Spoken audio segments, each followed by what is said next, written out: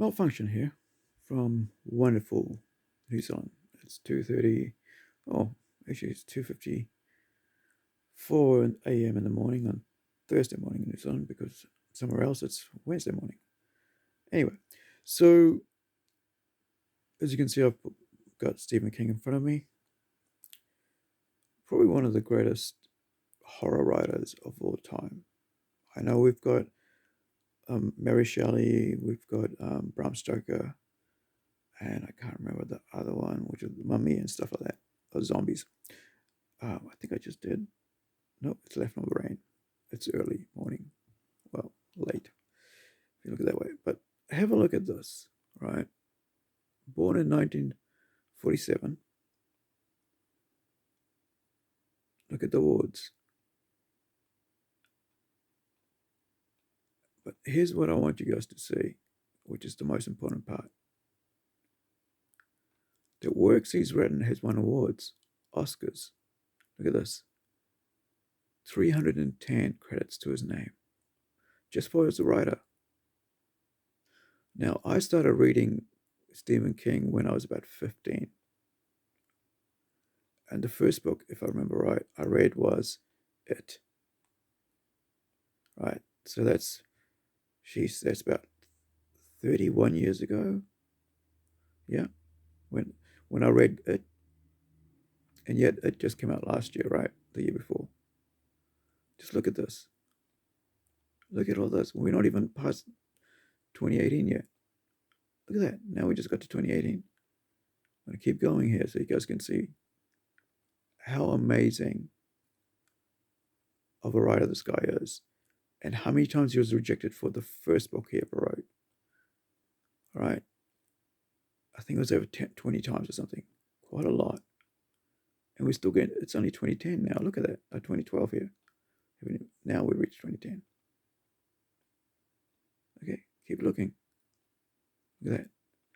Basically, I read everything he wrote up till about 93. I think it was Gerald's Game that I stopped reading. After that, I stopped reading Stephen King. My dad's in his 80s, and he still reads Stephen King's. He threw away all his books.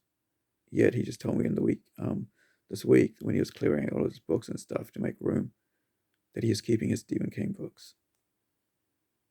All right. So Carrie would have been the first book that was rejected over and over again.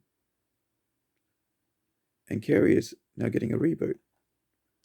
Don't know why, but because the best one ever was the first one of that, which I think won an Oscar, if I remember right. Won something because it was such a great book. Let me go to that. I just couldn't remember Sissy Spacek's name. But here we go. 7.5 or 7.4, 1976. So he's written, he started writing 3 years before I was born, right? So basically, he has been writing for 50 friggin' years, and some dumbass, right? And I think they were colored like me, brown, who decided to push him on his diversity thing because he said merit over diversity, and basically wokeness is what he meant, and social justice, right?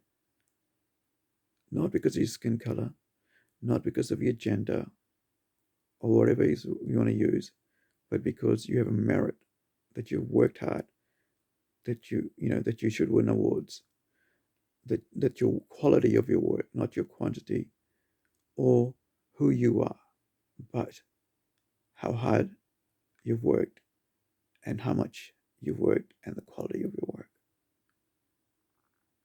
Anyone who would try to cancel this man out, and they have, and hit to backtrack, sadly, he is what they call FU money, but he decided to bow and apologize, sadly. But as a lifelong, well, 30 years, a generation fan, I guess, of Stephen King, for all those who attacked him online, you said sex of, Have a look at this man who's worked for 50 years, right, to give us all such great entertainment that his movies have won awards, and you guys aren't worth a lick of spit to speak his name, and yet you want to cancel him out, and yet you did. Sad day for writers everywhere. Sad day for quality writers everywhere. Because Stephen King is one of the greats and will always be remembered before any of you guys will ever be remembered as writers.